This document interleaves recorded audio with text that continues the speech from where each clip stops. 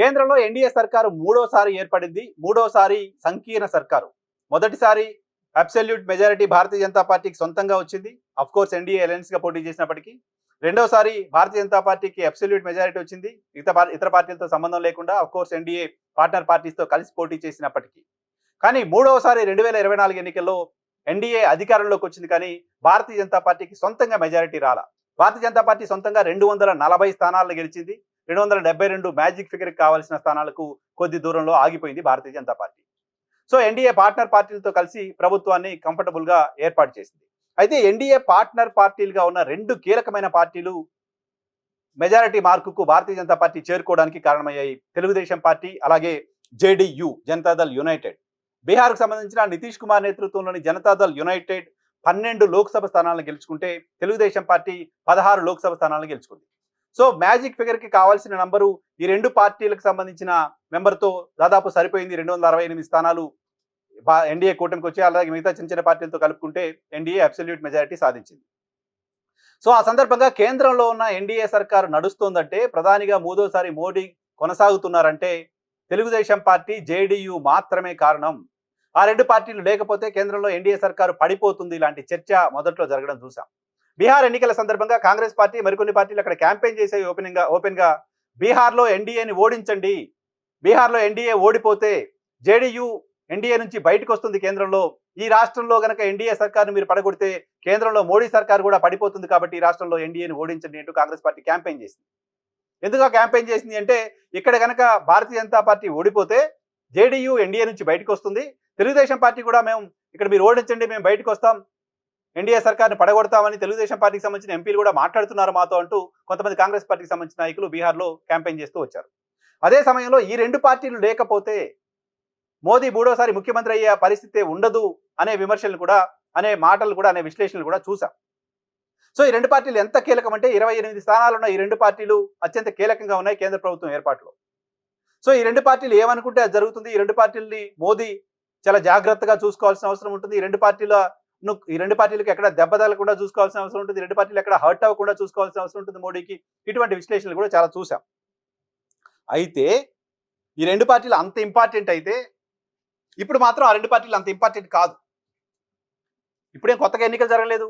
ఎన్నికలు జరిగి 2 ఏళ్ళు అవుతుంది. ఎన్డీఏ సర్కార్ ఉంది. ఇప్పటికీ 28 స్థానాలు జేడీయూకి, తెలుగుదేశం పార్టీ కలిస్తే ఉన్నాయి. ఇప్పటికీ భారతీయ జనతా పార్టీకి 240 స్థానాలే ఉన్నాయి.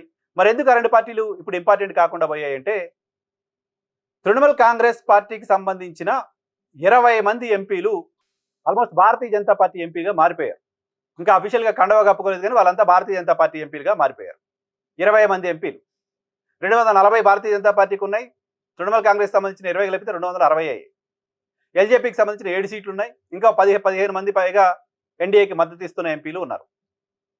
290 స్థానాలు దాదాపు ఇప్పుడు భారతీయ జనతా పార్టీకి మద్దతు ఉంది, చిన్న చితక పార్టీలతో కలిపి. సో ఇప్పటికిప్పుడు తెలుగుదేశం పార్టీ బయటికి వెళ్ళిపోయినా ఎన్డీఏ సర్కార్కి ఎటువంటి డోకా లేదు. ఇప్పటికిప్పుడు జేడీయూ తమను వదిలేసి వెళ్ళిపోయినా ఎన్డీఏ సర్కార్కి ఎటువంటి డోకా లేదు. ఆ మాటకు వస్తే ఆ రెండు పార్టీలు కలిసి బయటికి వెళ్ళిపోయినా ఎన్డీఏ సర్కార్కి ఎటువంటి డోకా లేదు.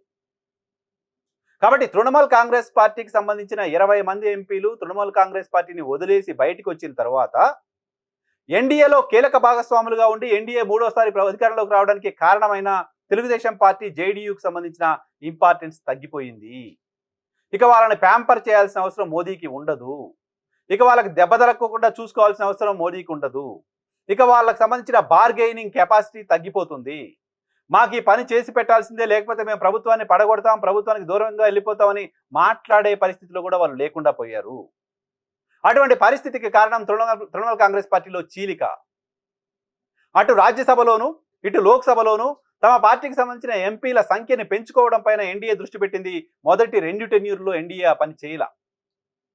ఇటీవల ఆమ్ ఆద్మీ పార్టీకి సంబంధించిన రాజ్యసభ సభ్యులను దాదాపు 7 మంది రాజ్యసభ సభ్యులు ఆమ్ ఆద్మీ పార్టీని వదిలేసి భారతీయ జనతా పార్టీలో చేరిపోయారు.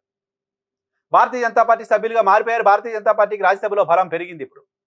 అలాగే లోక్సభలో కూడా కీడెంచి మేలంచండి అన్నట్టుగా రేపొద్దున ఈ రెండు పార్టీలు ఎప్పుడు నిర్ణయం మార్చుకున్నా మనకి ఇబ్బంది ఉండకూడదు అనే ఆలోచనతో భారతీయ జనతా పార్టీ తృణమూల్ కాంగ్రెస్ పార్టీకి సంబంధించిన 20 మంది ఎంపీలని తమ వైపు తిప్పుకోగలిగింది. భారతీయ జనతా పార్టీకి సంబంధించిన కొంతమంది కీలకమైన నాయకులు ఇన్వాల్వ్ అయ్యి 20 మంది తృణమూల్ కాంగ్రెస్ పార్టీ సంబంధించిన ఎంపీలను తృణమూల్ నుంచి బయటికి తీసుకురాగలిగారు. అందులో తెలుగు రాష్ట్రాలకు సంబంధించిన భారతీయ జనతా పార్టీ ఎంపీ కూడా కీలకమైన పాత్ర పోషించారు అంటూ మహబూబా మైత్రి పొద్దున విమర్శలు చేయడం కూడా చూసాం. సో తృణమూల్లో చీలిక, తృణమూల్ నుంచి ఒక భారీ నంబర్ ఆఫ్ ఎంపీస్ 20 మంది ఎంపీలు బయటికి రావడం అనేది ఎన్డీఏకి బలాన్ని ఇచ్చింది. ఎన్డీఏకి ఎవరిపైనా ఆధారపడాల్సిన అవసరం లేకుండా చేసింది. మమ్మల్ని ఎవరో నడిపిస్తున్నారు లాంటి మాట ఎన్డీఏకి కాస్త ఇబ్బందిగా అనిపించింది. 2 సార్లు అబ్సల్యూట్ మెజారిటీతో అధికారంలోకి వచ్చి మూడోసారి కూడా గెలిచామని చెప్పుకుంటున్న భారతీయ జనతా పార్టీ మా ప్రభుత్వం ఇంకెవరో ఒకరిద్దరి దయాదాక్షిణ్యాలతో ఉంది అని బయట అక్కడక్కడ వినిపిస్తున్న మాటల్ని చూసి హర్ట్ అయినట్టు కనపడింది. ఇక మేము ఎవరిపైన ఆధారపడి లేము, మేము సొంతంగా మెజారిటీని కలిగి ఉన్నాము, సాధించి ఉన్నామని భారతీయ జనతా పార్టీ బహుశా అటువంటి ఒక ఒపీనియన్లోకి వచ్చి ఉండవచ్చు. ఆ కారణంగానే సరిగ్గా వారం రోజుల క్రితం అత్యంత ముఖ్యమైన పార్టీలుగా భారతీయ జనతా పార్టీకి ఉన్న తెలుగుదేశం కానీ జేడీయూ కానీ ఈరోజు అత్యంత ముఖ్యమైన పార్టీలు కాకుండా పోయాయి. ముఖ్యమైన పార్టీలు కావా ఈరోజు వదిలేస్తారా? బీజేపీ అసలు పట్టించుకోదా అంటే డెఫినెట్గా పట్టించుకుంటుంది, వదిలేసే పరిస్థితి ఉండదు. కానీ భారతీయ జనతా పార్టీకి వాళ్ళపైన ఆధారపడడం మినహా వేరే ఆప్షన్ లేదు గతంలో.